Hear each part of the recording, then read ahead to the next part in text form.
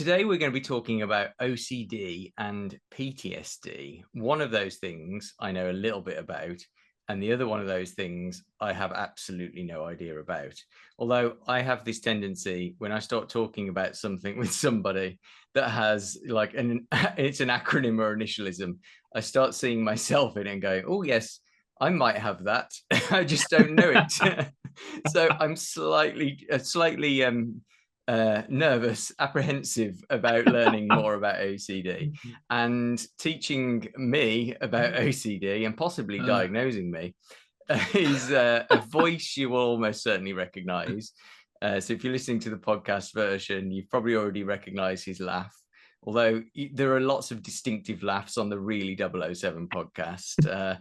But John's is one of the more distinctive ones. So yeah, I'm joined today by John Kell, who I'm really happy has chosen this topic. You messaged me after hearing some of the other episodes. That's right, isn't it, John? Yeah. Thanks for having us, David. Been listening to these podcasts, and I think this is just such an important thing, and really inspired by people just being honest and hopefully helping other people. And I thought I can just share my experience. If it just helps anyone, then it's absolutely worth it.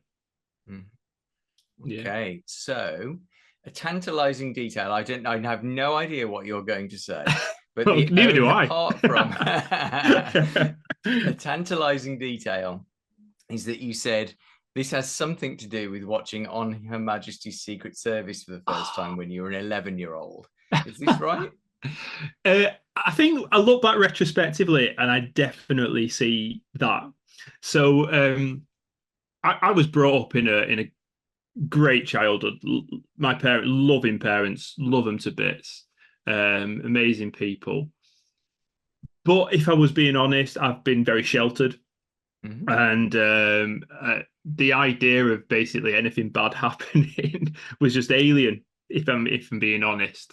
And when I got into James Bond films, I got into them like 10, 11-year-old, and they were the greatest things ever. And especially the Roger Moore ones at the start, and this idea of you're following this formula, this fairy tale formula, let's say, of Bond wins, he gets the girl, happy ending. And then I remember watching On Her Majesty's Secret Service, the first half of it, at my friend's house. And I honestly thought it was the greatest thing I've ever watched. Like, I watched it at 11 years old. I was utterly entranced.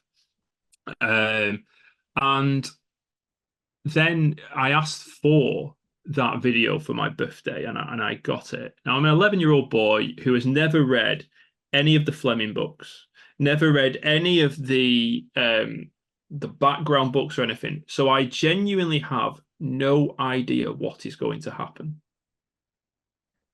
And I think what had got me in was the love story. I think that's what I loved. I believe that love story. I could see that even as like a young lad, this relationship between Bond and Tracy meant so much more than the other ones that I'd seen. Mm-hmm. And when I saw him get married, I thought this was incredible. And I had no idea what was going to happen. And when I saw this car come past with these gunshots and Tracy's body lying there, and then the film ending, I genuinely didn't know how to handle that. Because my life had always been like, I'd not experienced any kind of trauma. And I'd been very sheltered in films I'd watched. And then all of a sudden, I've watched this and I've thought there's a formula to James Bond. And then something bad happens. And I don't know how to handle that. And what actually happened was I couldn't handle that, to the point that I refused to watch On Her Majesty's Secret Service again until I was 19. Wow. I couldn't watch. I know this might sound absolutely ridiculous, and when I talk about OCD and PTSD, but this is just the tip of the iceberg. But I suppose the idea of that I'm getting at is it's this idea that I couldn't handle something bad happening. Throughout my secondary school life, I had a decent time. I was probably quite insecure in certain things, and I was trying to prove myself. But standard teenager things, nothing of any major significance. And then 2 weeks before my GCSEs, out of nowhere, my friend who I got the bus with every day took his own life. Wow. And I had no inkling that this was going to happen. There was no warning signs. And the whole year was absolutely like devastated. But I think because I was naturally quite naive, I had never experienced anything like this, and I didn't know how to handle it. And I'd say after the first day of the actual shock and the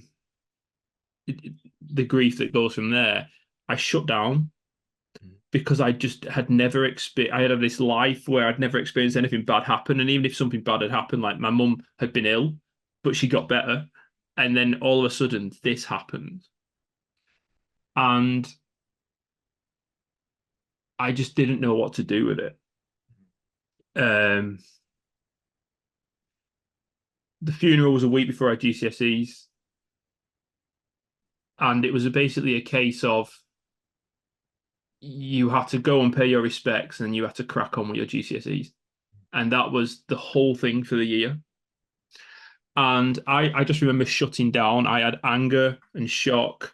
And I mean, I see things very differently now, but at the time I thought that is the most selfish thing I have ever seen. And I just saw this trail of mess that was there. But I couldn't display any emotion after that from it. And I locked it in a box. And I'd happily mention it if somebody talked to me about it, but I would never actually emotionally engage with it. And we were all just rushed off to do our GCSEs, and then we left. And it was almost like you had a whole school year who experienced this trauma and initially connected through it, and then a vast majority of them never saw each other again. Wow.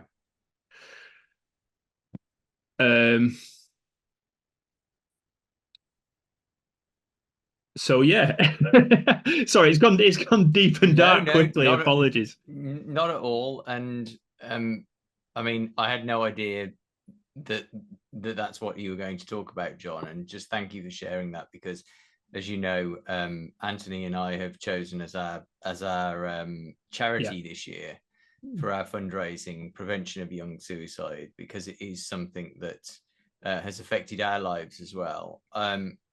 Not as early in our lives as you were affected by it.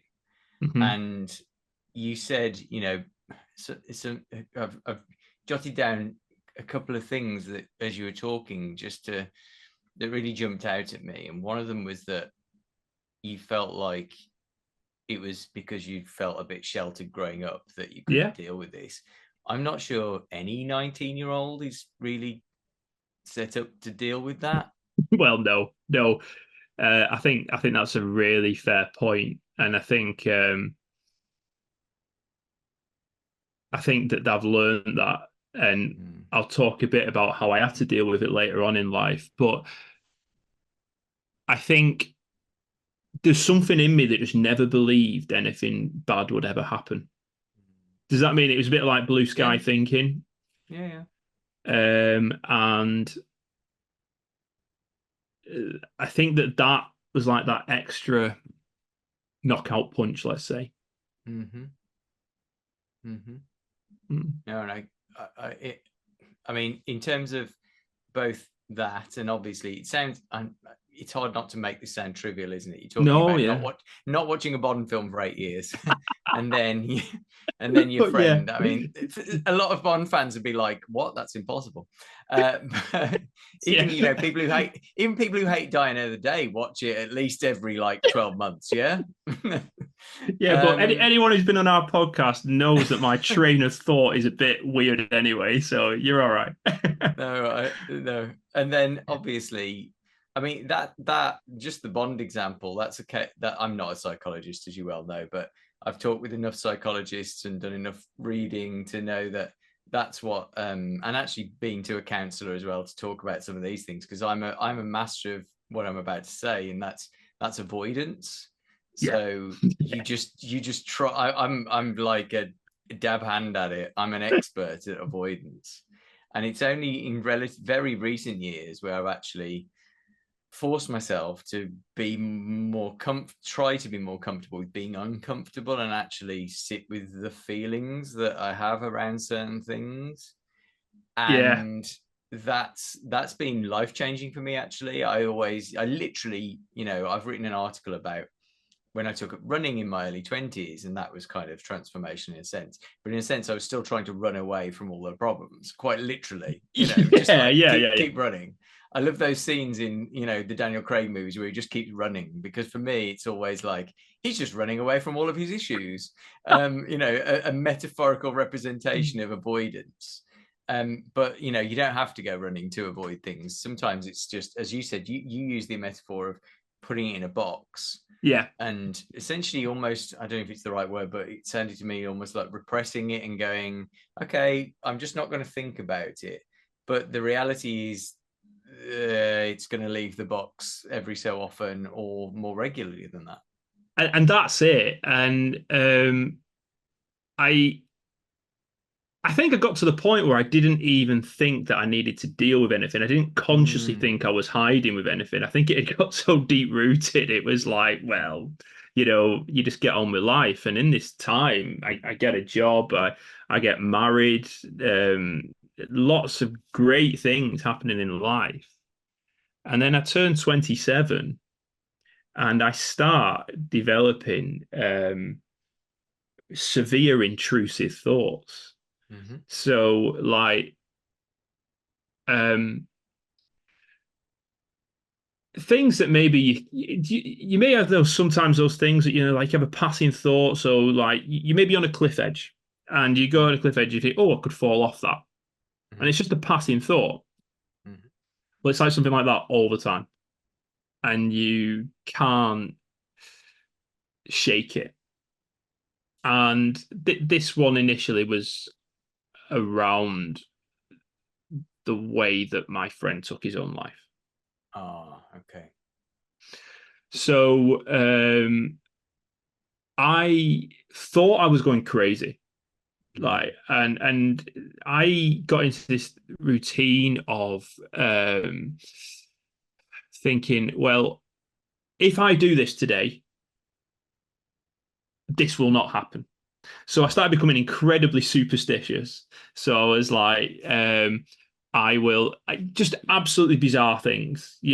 I'll get up half an hour earlier, which is quite a good idea, maybe just to get your thoughts processed, or something really silly like if I drive around this way to work, then things will be better.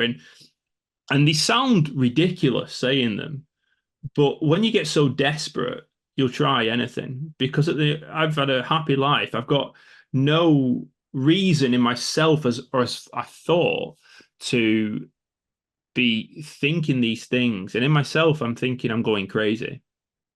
And at this moment, I hadn't put two and two together that this was linked to what had happened. So I went to the doctors and they, I mean, just sharing the stuff that was going on in my head was horrendous. Like I was just completely and utterly ashamed because I thought I was just an awful person because of these awful thoughts going on in my head. And the doctor just reassured me and said, "You've got obsessive compulsive disorder." And I was like, firstly, great, because if I can stick a label on it, I can approach it. Mm. Mm. And secondly, I was like, what? I thought someone who had OCD is someone who cleans the surfaces too much, or and I don't know, make sure that the door's locked 100 times or something like that. And I was like, are you sure? And so from that, I was diagnosed and I was sent on cognitive behavioral therapy. So what OCD predominantly is it's driven by the fear of something that you think will happen to you before it happens, or it may not ever happen, but you are convinced that that is going to happen to you. And therefore, you have an obsession or a compulsion to do whatever you can to stop that happening. Is it linked to control? It's all about control. Okay, now this is okay. Couple of things said, and I joked about this at the start of the episode. Well, half joked. I said, as soon as you start telling me what this is, I think I'm going to relate. So there were definitely a couple of things there, John. Yeah, go for it. I've never shared this publicly. I'm not even sure I've shared this with Anthony, actually. So the only people who probably know this are my parents. But when I was quite young, like 6 or 7, I developed a compulsion where I couldn't enter a room. I felt something bad was going to really, really happen if I didn't go back and tap the door handle 3 times. Yeah. And I had to break it. I had to, I know a lot of people might not want to tread on the cracks between paving stones. I took that as actually something bad would I know kids joke about it, but I took that as something really bad happening. I also, and this is the really cringe one, I also, when I was about 6 or 7, and I think it was partly because I had a teacher who was very into saving the world, conservation, eco-friendly, and that kind of thing. Yeah. I also started collecting rubbish. Okay. So I thought if I collected rubbish, somehow I would save the planet. Okay, yeah, it sounds crazy, doesn't it? No. But I thought I got really worked up about the end of the world because I cared so much about, global warming and all that sort of stuff. I have to actually, even now, I have to force myself sometimes to be a bad person and put something that should be recycled in the normal waste bin, just so I don't feel like I have complete control about the end of the world. I am not exaggerating. So okay, I believe I have those things under control now, but I'm under no illusions. A lot of my anxiety stems from completely catastrophizing everything and having a lack of control about something. So I know if I feel like there is something I can't control, I just don't deal with it very well. And those sorts of behaviors start coming back to me. Yeah. And I have to, I'm good at recognizing them now when I'm starting to do them.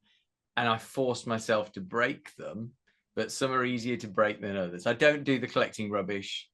I don't do the door handles and all that side of thing. I do constantly worry about I've left the front door unlocked, but I think that's a pretty rational fear. I don't know.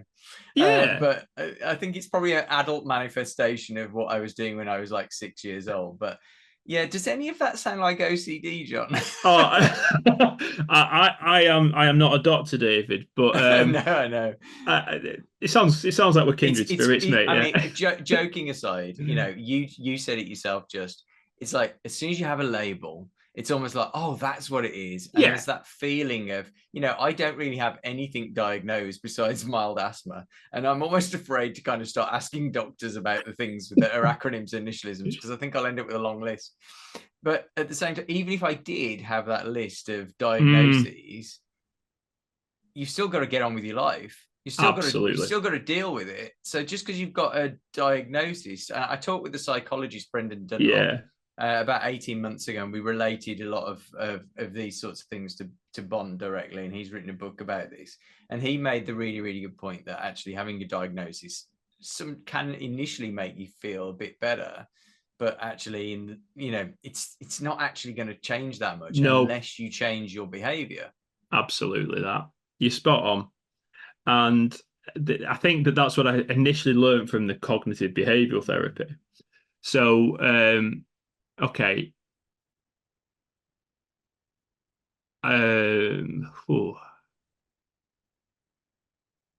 One of my issues was around I worked on a high story block at my work, and there was a very low lying balcony that I had to walk across every time, and it freaked me out like mad. To the point that I was trying to avoid going up there, trying to avoid going to work because of it. And I picked up on something that you said, or Alex said on your podcast with him, about if there is something that you are fearful of, face it. You know what I mean? And my therapist was like, when they got to the root of what it was, they're like, right, well, we're going up there. And they made me stay there for an hour. And they just stood me by there, and I weren't allowed to move, and I had to lean over, and I had to just stay there. And I thought that was cruel. But actually, what it makes you do is engage with all your emotions that you are actually feeling, all the fears, the worst case scenarios. It's being present in that moment as opposed to being fearful about the future. I think the reason why OCD is so like based around control is because we don't have it. And I think that there's certain things that we can control. And with worry, you have those two kinds of worry, don't you? You have solvable worry and you have floating worry. And if you have a worry that you can solve, so if I am worried that I'm not going to have any tea tomorrow, there's something I can do about it.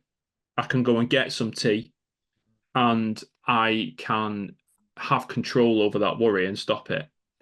But if I'm worried about will it rain tomorrow, I can't actually control that outcome. I can prepare for it. There's certain things that I can do, but I can't decide what the weather's going to be.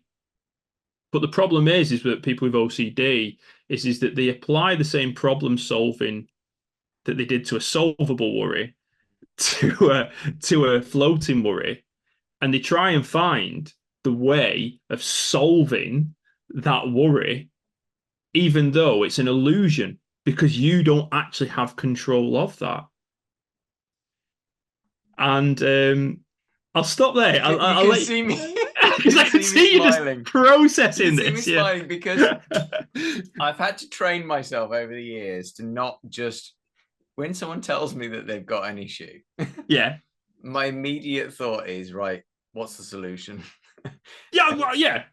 It's true, but you know that's helping people, but also sometimes it drives my husband mad, and you know, and sometimes people I work with as well, because it's like they're a bit more polite about it, whereas Anthony can just say what he's thinking. But you know, it's just like when you kind of there's just something you can't control, and you're angry about it, like something happened at his work, or you know, something happened on the way home, or whatever. And it's just like, I just sometimes just need you to listen to me and not try to find the solution to everything. I'm like, okay, yeah, I get it. Because I fear not just things that I can't control, but that other people around me can't control. That's it. So, you know, if a family member was to have, you know, some kind of illness, and you know, I'm not a doctor, I wouldn't know, you know, you're in the hands of other people, medical professionals, who you just have to trust they know what they're doing. That I really, wow, yeah, I know everyone finds that nerve-wracking, but it's like, it's horrendous. But do you think that you kept talking about solving problems? And again, I don't mean to trivialize this by bringing it back to James Bond. Yeah. Perhaps do you think that because James Bond, your favorite Bond film, you know, he says I'm a problem eliminator, yes, you know, to Sanchez, and Bond is so assured all the time. You read a James Bond story and you feel like you have control. Bond has control of the situation. He has control of the outcome. And that's a fantasy in a way, isn't it? Because actually, you going back to one of Majesty's Secret Service, that's one of the few times where Bond doesn't have control of the situation. He couldn't do anything to change that outcome, and that leaves you devastated. perhaps it disillusions you to think that you do have control over everything and that bad things are still going to happen. I think that's spot on. I think that's absolutely spot on. And I think that to take it a bit further, License to Kill, I think personally, and we've discussed this as a podcast, that yes, there is the avenging for Felix's death, but there's the trauma of Bond's own death of Tracy, because his best mate has now experienced this, and it's brought this out. So it's like he's feeling there's the control aspect, but it's triggering his own past as well. And therefore, I'd say that probably License to Kill, maybe barring some of the Craig films, is Bond out at his most out of control in terms of, well, he's gone rogue, hasn't he, basically? And I think there's something in that. So I interrupted your story there, John. Yeah, it's fine, trajectory. Mate. So I've lost where in your journey are we at the moment? So we're about 2017, 2018, and we've been diagnosed with OCD, and I've gone through cognitive therapy, and what it's done is it's actually helped me with addressing some of these issues, living in the present, addressing worry. So what I found with that was one of the most important things is when you get a worry or a thought, you can either avoid, you fight or flight. You can either decide, I'm going to avoid it, and you're going to tell yourself this won't happen, and you're just not, I'm not going to think about this today. Or you fight it and you say, well, this will not happen because X, Y, and Z. And the problem with both of them is that it's giving the thought credence. It's giving the thought some substance that it doesn't have. It's a thought. It's a thought at the end of the day. You can have the worst thought in the world, but you cannot be arrested for your thought because you have not acted out on any thought. It is a thought. And the minute that you decide to analyze it in that way and say one or the other, you're deciding to actually give it some substance. And it's like getting in a boxing ring, and it's like trying to take on a heavyweight boxer that you are never, ever going to beat. So the way to do it, I found personally, is to address it, acknowledge the thought, not run away from it, not justify it, but acknowledge it, and let it pass in its own time.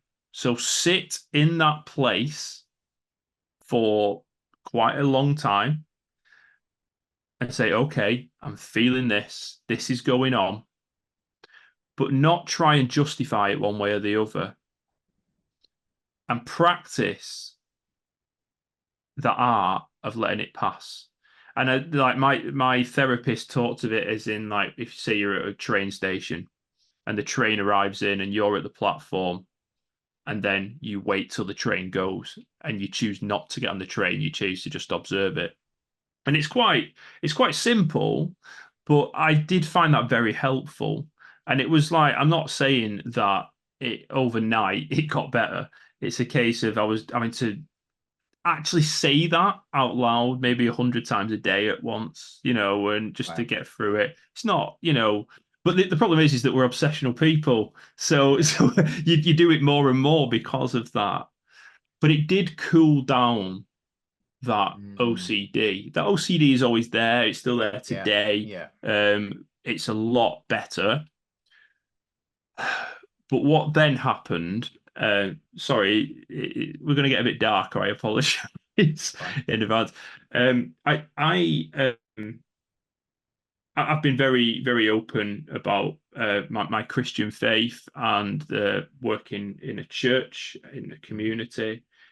And in the space of 6 months, I experienced the suicide of a young lad that I was working with, a double murder suicide of a woman that I was working with, and the death of a lad who had been abused with food when he was younger, and basically relapsed and basically ate himself to death.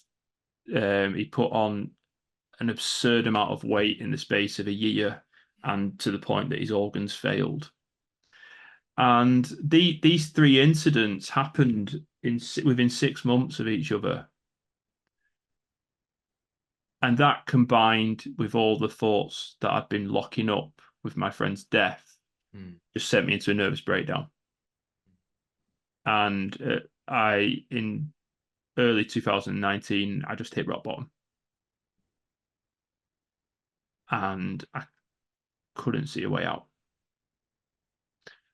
I'd never had anything like a panic attack before. And then I felt like I was in a constant one. I've never, ever, ever wanted to end my own life. But I've dealt with the trauma of suicide in this period. And it was like opening Pandoras Box, basically. And I was off work. My second child was maybe 6 months old. And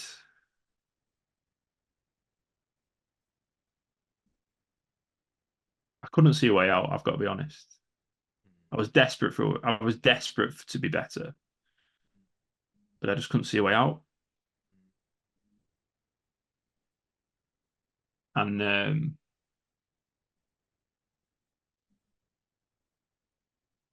it was at that point where, excuse me, I think I had to acknowledge that I needed help. And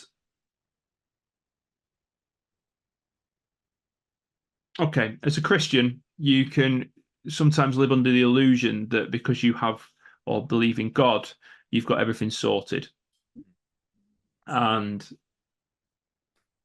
it's nonsense.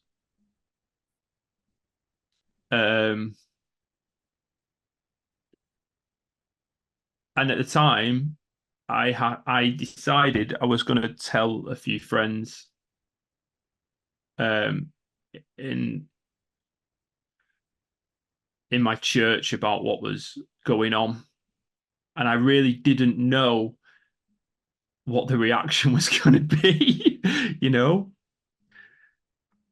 And what it did was it opened up this place of vulnerability between us men, where they also could share the stuff that they'd been going through, that they felt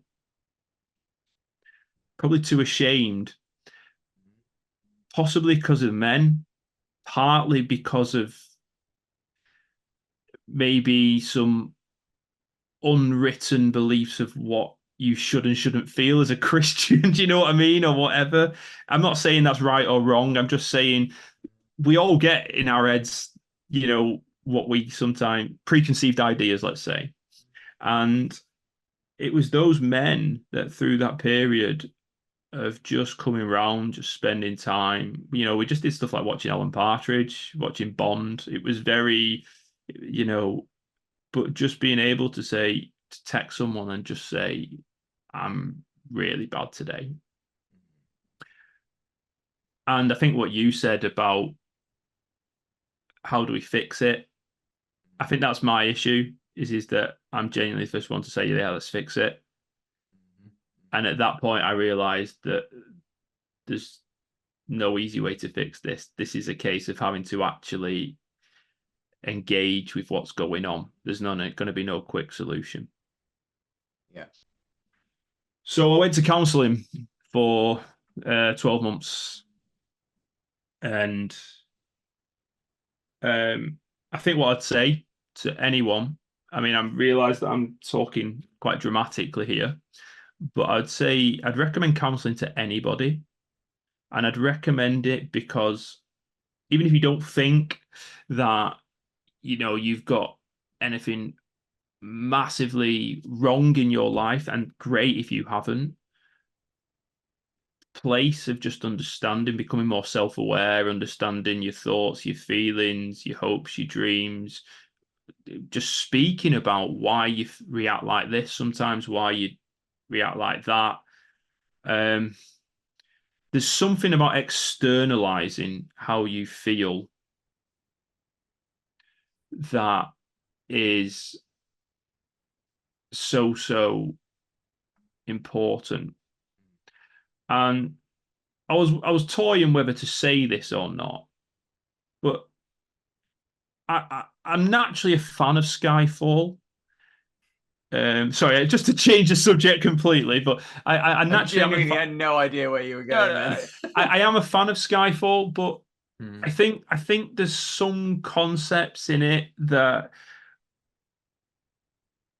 there's a very negative portrayal of Craig's James Bond in terms of talking to a psychologist. Very, and listen, there are many people who are like that and feel they don't need it. But I think one thing I struggle with in that film as well is that Bond takes M to his darkest place. His literally the place he is most fearful of, Hates it. hates it, and he does it because he thinks that's the place of protection. That's the place where he's got the best chance of defeating Silver. And it's that thing again of what you guys were discussing about if you've got a deep fear, address it, go to that place. And that is right, because I'm a big believer, and that got me through. The thing is that I'm going to have to address this dark issue to actually deal with it and come through the other side. My issue with the Skyfall one is he takes us to a deepest, darkest place, and she dies anyway. Yeah.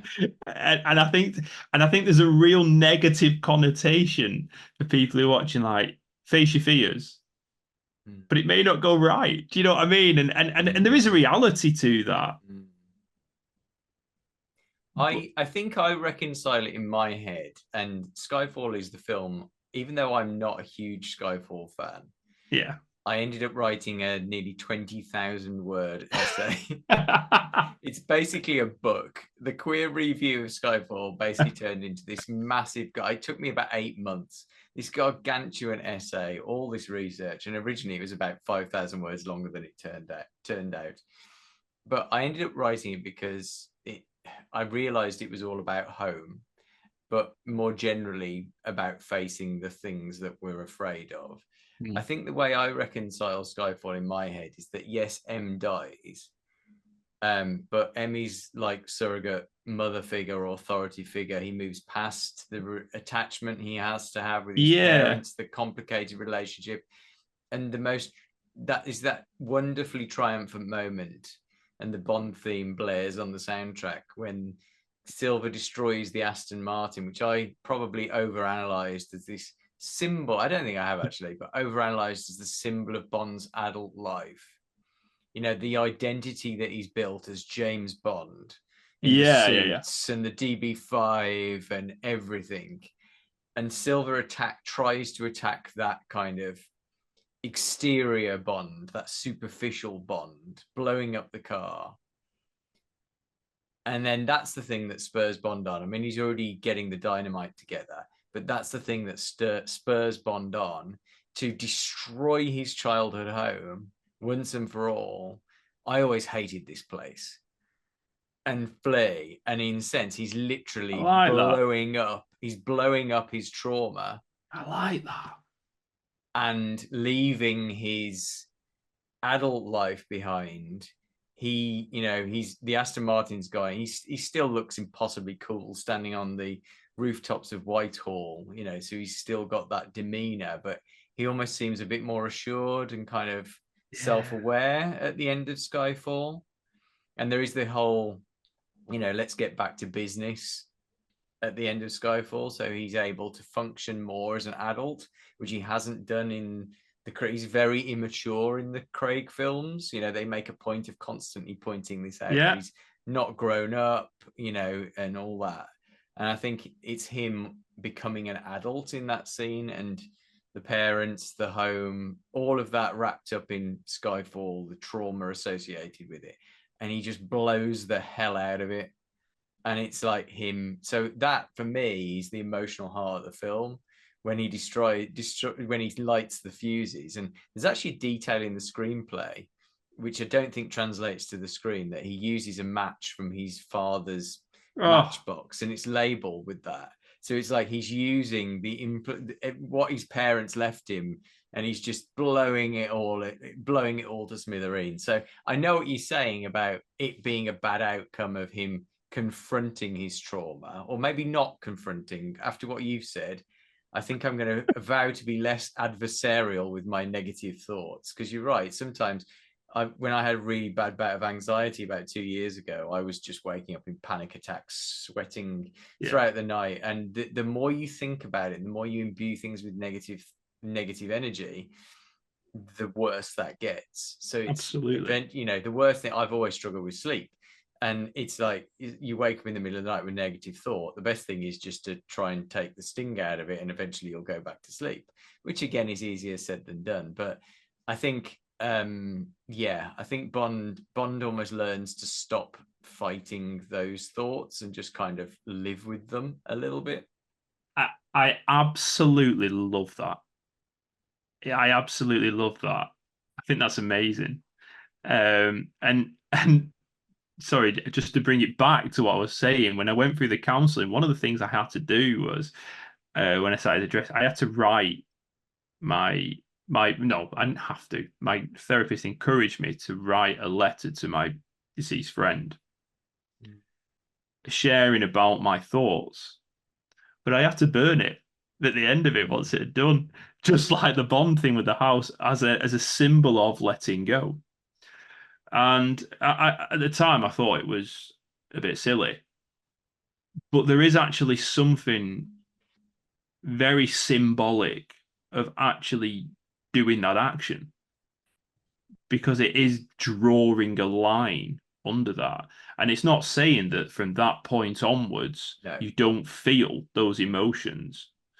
It's not saying you don't grieve anymore. It's not saying that you still don't wake up angry or questioning why. Oh, totally. And I think that's the thing that's got me with this more than anything, is the shock, and we'll never know why.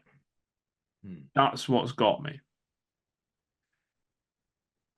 But there is that place, like what Craig does with Skyfall House, where you can let go of some of the things that you're holding on. And I went on this big journey exploring about, like, why was I feeling this? And it's really odd, because I found that, I don't know how to say this, but what I thought a lot of my pain towards my friend and anger towards my friend, as we were unpacking it, was actually anger towards myself. and I can't explain that properly, but I think there was probably a feeling that maybe, why couldn't I save him? And then you actually working with people who die. So you were in some position where, again, you are under that illusion that you can save them, but reality is they are out of your control. It no, sorry. No, go for it, please. It terrifies me working in education that any of the young people, I've been doing this 20 years now, really terrified. Just the very thought of some young person taking their own life. Yeah. It has happened. And when it has, and it's never been a student I've actually taught myself, funny enough, which I think would probably make it worse if it had, because I would be thinking, oh, wow, maybe I could have taught a lesson on this, build this into an English lesson, and maybe that might have influenced the outcome. And obviously that's, it's me being really, it's all my control thing again. But you would, I think I would do that. I would, even with the children who unfortunately have taken their own lives, I've had corridor interactions with them and that kind of thing. And you do kind of think, what else could I have done? Yeah. And it is, it really haunts me that's well, it does happen. And a lot of what I do professionally has been, I've been motivated by trying to stop that happening. Yeah. And I think that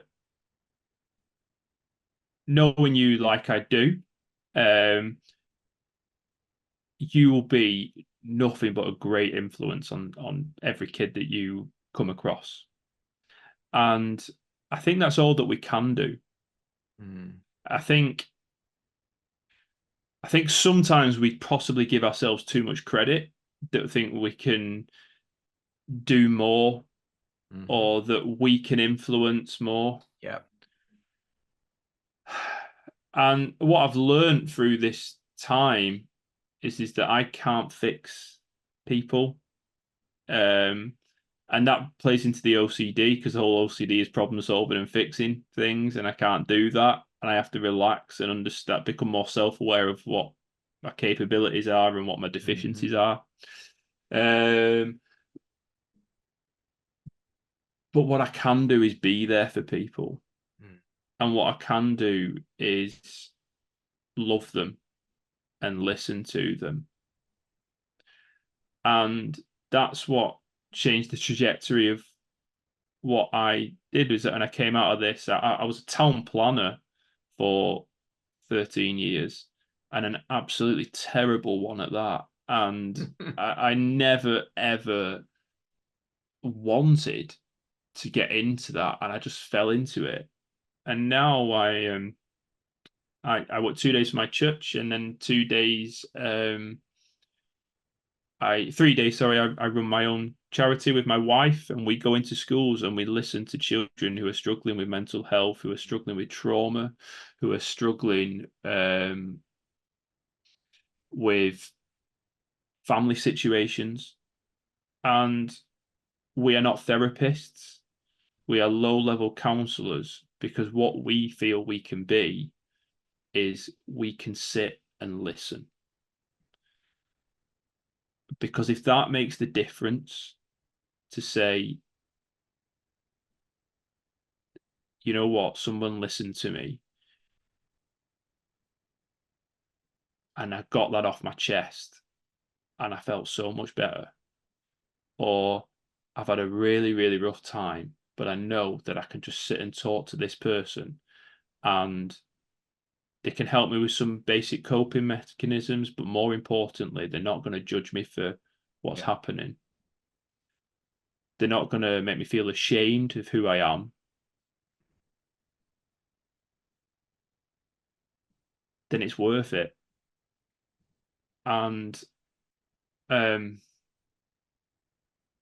it's a bit weird, because it's like throwing yourself back in the lion's den, really, because you're kind of like, the traumas that you've had in your life, you're hearing about them on a weekly basis now. And that's why, and that's not healthy if it's not done properly. Yeah. So that's why I had to go through a full period of recovery, and why things have to be different in how I live my life. So I I realized that I'm not indestructible anymore. Which is quite I arrogantly used to think that, like, I used to think, oh, just crack on and get on with it.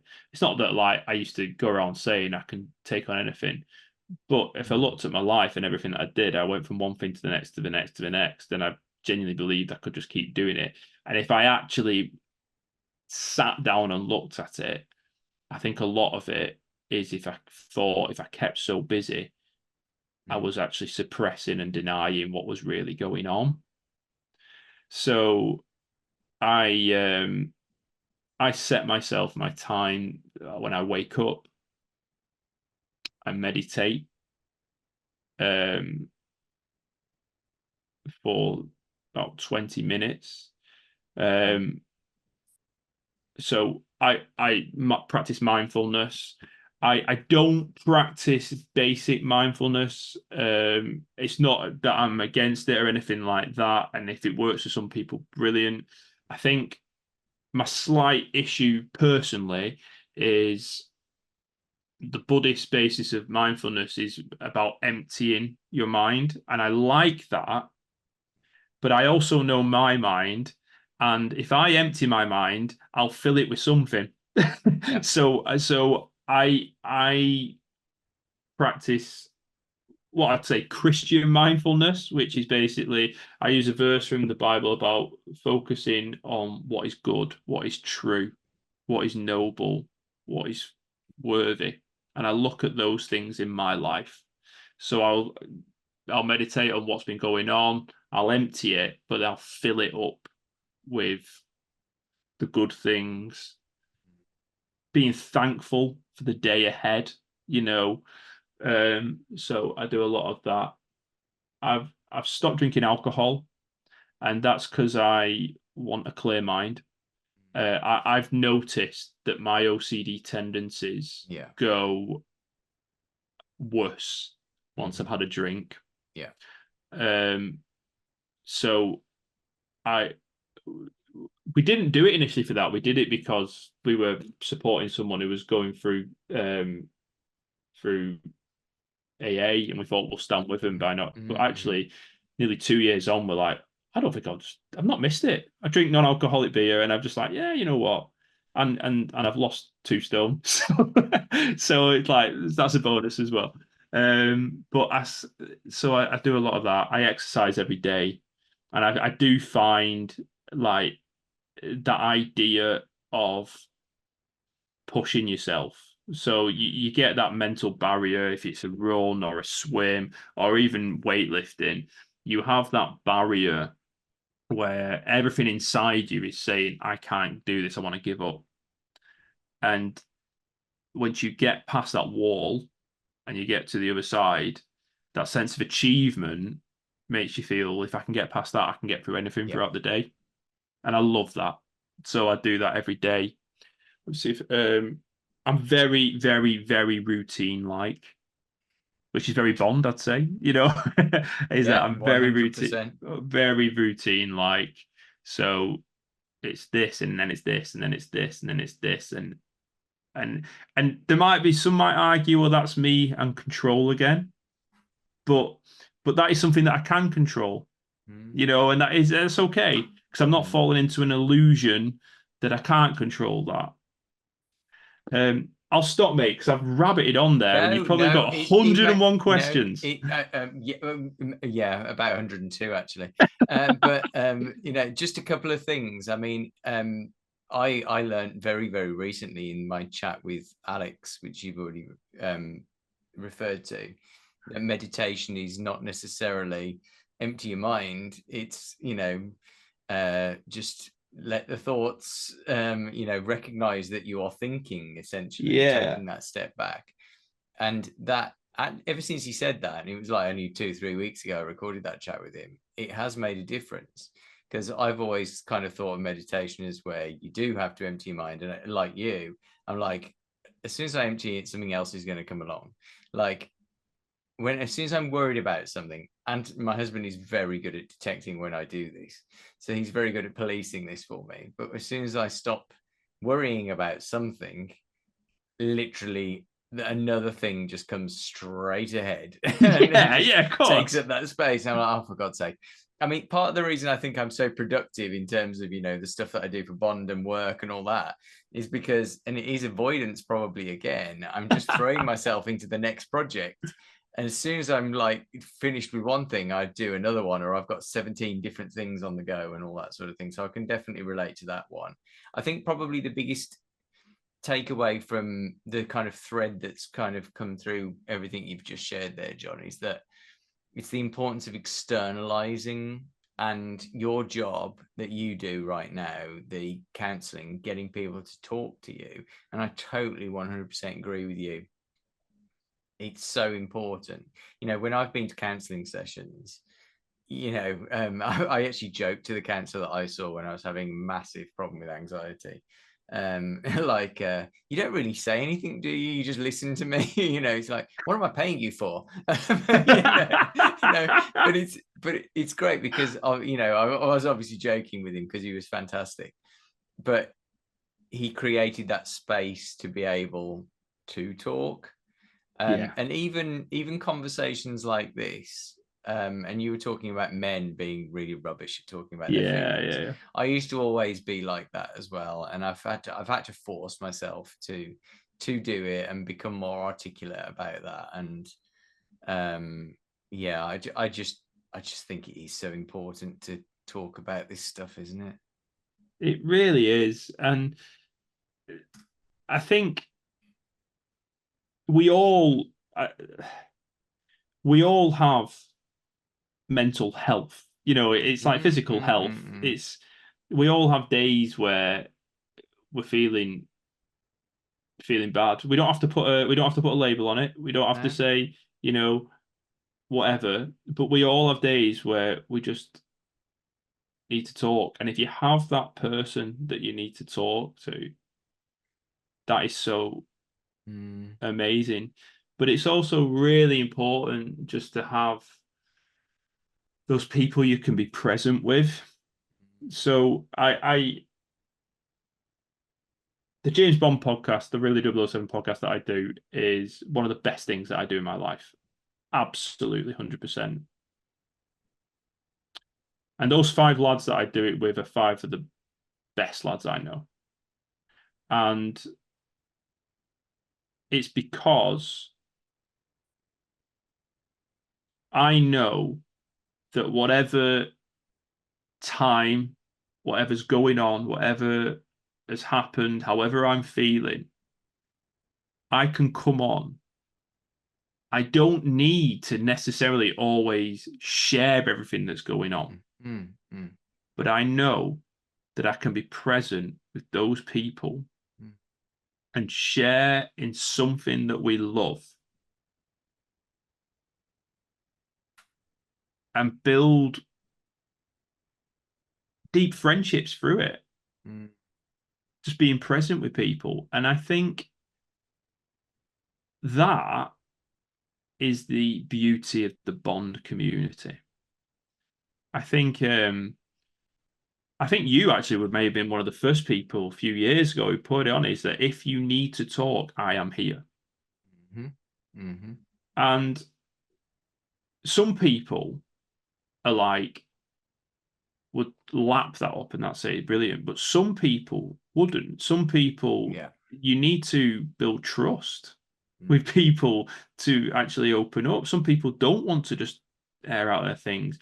But because people like yourself have created a community or have been part of a community that is inclusive, that is friendly, that is welcoming. I mean, you never, ever, ever give anything negative. You just don't. And because of that, people feel comfortable.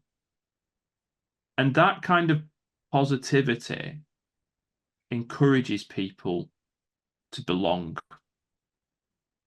And that is actually what will give people the freedom to be open and honest. That's really beautiful, John, and thank you for saying that. There's always a part of me that thinks, I talked a little bit about that my kind of editorial stands on positivity with David Zaritsky in episode 3. Yeah. There's a part of me that we also talked about being genuine, because there will be things. Of course, I have negative opinions about things in Bond films or whatever. I never put them there though, because I don't. I know other people enjoy those things. So, but deeper sense, there might be horrendous things going on in my life sometimes, and I will share some of those things to kind of help other people, and all those stresses. But I also edit that stuff kind of. But at the same time, it's that balance. You build trust with people who have that, and you said it right at the start of this, who actually are vulnerable to a degree as well. So it is that fine balance, isn't it? You want to be really positive, but at the same time, you need to show some of your vulnerability. And I always getting that balance. I don't know if I always get it right, but that's the kind of balance I always try to strike. Because you don't want to hear all about my problems and all that sort of stuff, except if it's actually going to be of some use.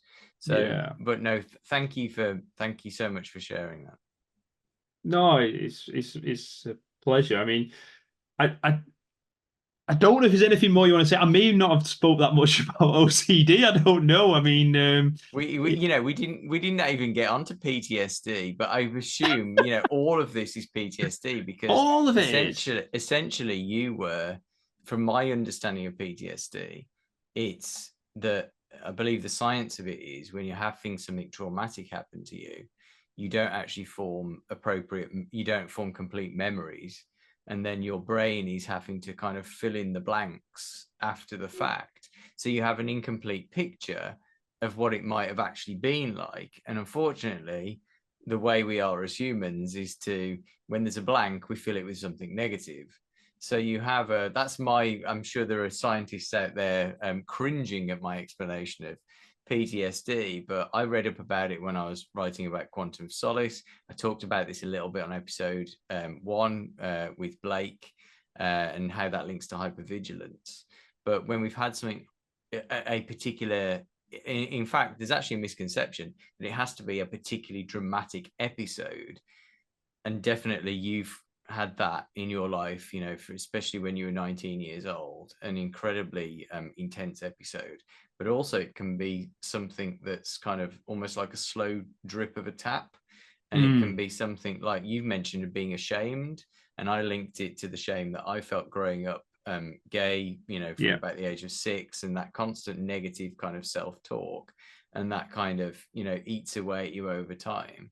So PTSD is, probably more people, diagnosed or not, whether you got the label or not, probably more people experience PTSD without perhaps realizing they are.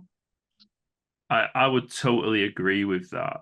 And I think, again, that is just one of the benefits of talking this through with a counselor. And it's not so you get the label, but it's just so you've got the chance to unpack things that you never thought were an issue. We all have things that happen in life, and they shape us. The experiences shape us. Our response to experiences shape us as well, even more significantly. And I didn't know when my thing happened, when my friend passed away, I didn't know my conscious response. It was just happening. And it's only as I've unpacked it and talked it through that I've realized how much that has shaped my thinking and my process throughout all of my life, and has shaped how I feel now, trying to move forward and trying to not have this idea of trying to save people, let's say, but actually just be present with them and listen to them. I'd recommend anyone to just talk. Yeah, absolutely. And I'm just I've range of emotions over the last hour or so. I can't believe Sorry, we've been mate. talking. No, I can't believe we've been talking for an hour. Just like wow. But even now, I have nothing on the scale of of what you shared, but there have been a few things there which I've never actually kind of, I don't think I've vocalized to anyone in my adult life, let alone doing it publicly on a podcast. But you know, it does feel better saying some of those things aloud. And I hope that, yeah, I hope that you're feeling okay. No, I am doing really well. I've got to say, like I've it's been a slow process and all the rest of it, but the last few years I've been doing really well, and it's not that you ever get fully better, it's that you Yeah, just become more aware yeah, and yeah, more present, and you understand how to deal with it. And I my for anyone listening, please hear my heart. I'm not trying to share this as a sob story. This is basically my story, but how I shut it away, and how it mm, really developed in other ways that were negative in my life. And if that helps anybody just open up anything, any trauma in their life or any feeling of control, I just encourage you to talk to someone, and that'll hopefully have served its purpose.